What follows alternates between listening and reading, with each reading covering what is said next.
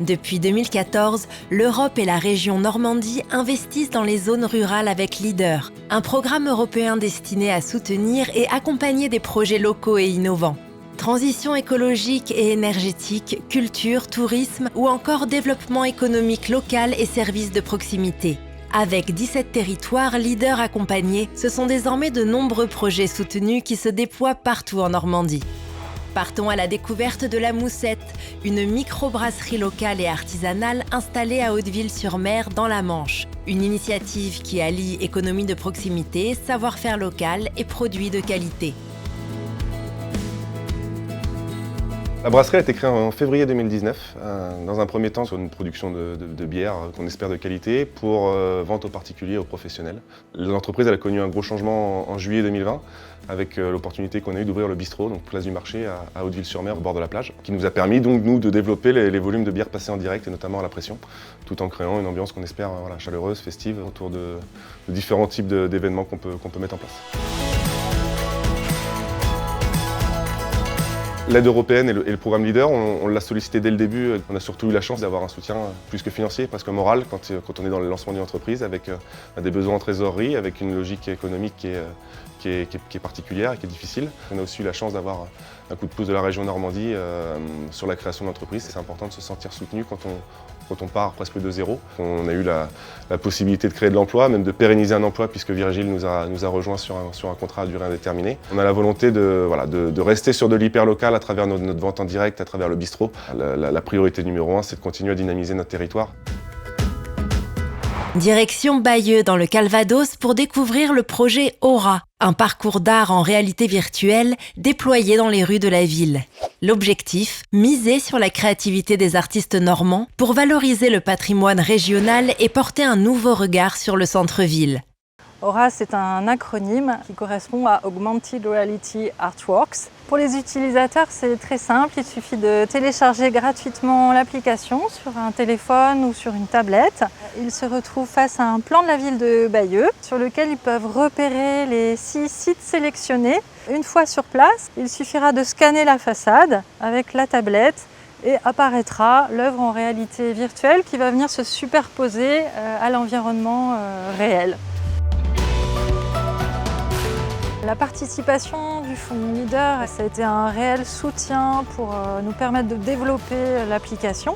Elle nous a également apporté du crédit et de la confiance pour aller solliciter d'autres partenaires. Ça a été le cas de la région. C'est vrai qu'avec ce projet Aura, on a pu constater un engouement de la part des grands-parents notamment, qui cherchent à initier leurs petits-enfants à l'art contemporain.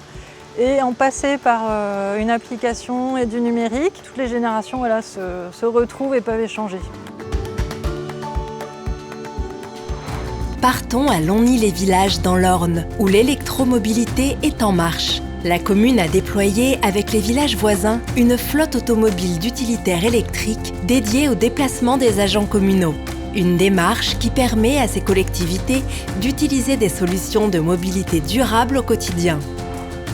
Alors le projet d'avoir des voitures électriques a été suite à un bilan que nous avons fait de notre parc automobile et qui engendrait des coûts de fonctionnement importants. Pour des questions de budget et d'économie, on a tout de suite pensé à faire une étude sur le fait d'acheter des véhicules électriques pour nos employés, mais aussi un pas vers la mobilité propre sur le territoire et montrer l'exemple à nos citoyens qu'on peut, à la campagne, dans les milieux ruraux, acquérir, travailler et rouler en véhicule électrique. Nos partenaires sont l'Europe et la région pour minimiser le coût d'achat et de la rentabilité du véhicule électrique.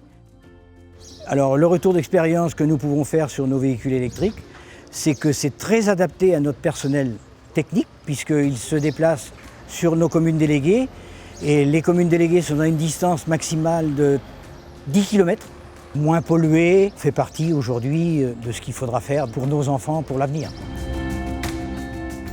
Direction Ménil-sur-Iton dans l'Eure, où un projet participatif a vu le jour pour restaurer le potager et la chartreuse du domaine de Chambray. L'idée, inviter petits et grands à découvrir le monde du jardin tout en donnant un coup de pouce à la valorisation du patrimoine normand. Nous nous trouvons dans le potager de Chambray, qui appartient au lycée agricole de Chambray. On y fait des animations pour tout public. Ce projet Leader, justement, a permis de fédérer un petit peu ces structures. On avait ce potager, mais voilà, il est grand, il fait quasiment un demi-hectare. Et on avait besoin de changer les bâches des tunnels, de refaire tout le lati, de reconstruire les murets, de restructurer en fait pour qu'il soit pédagogique. Jusqu'à maintenant, il était nourricier. La Chartreuse, ça va être effectivement la poursuite du projet Leader. Là, on va essayer de valoriser ce qu'on a fait sur ce potager, c'est-à-dire créer des parcours sensoriels. Et puis, on crée un jeu aussi avec des numéros, des QR codes. L'enjeu, c'est justement de créer ces ressources vidéo, audio avec nos jeunes sur le jardinage, sur le paillage, sur l'origine des fruits, des légumes, tout ça, avec un support numérique pour que ce soit un petit peu plus attractif.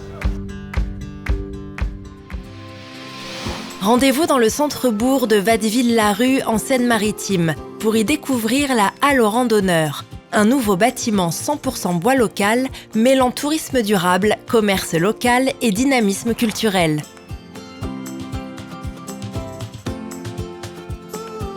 Le projet de la Halle des randonneurs de Watteville, c'est un projet qui fait émerger une filière, qui fait revivre un village et c'est enfin, à mon sens, un projet architectural très réussi.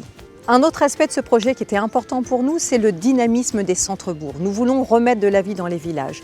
Il y avait des chemins de randonnée, il y a aujourd'hui aussi une épicerie qui existe dans ce centre-bourg. Il était évident pour nous que cette halle des randonneurs ne devait pas être en forêt comme précédemment, mais bien en centre-bourg pour pouvoir faire des lieux de rencontre, des lieux d'échange au sein des centres-bourgs de nos villages.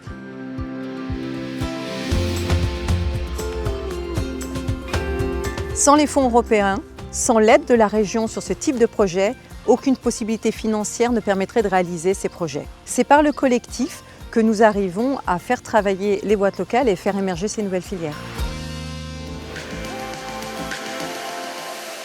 S'engager pour le développement et le dynamisme local, c'est agir avec ceux qui innovent chaque jour pour leur territoire.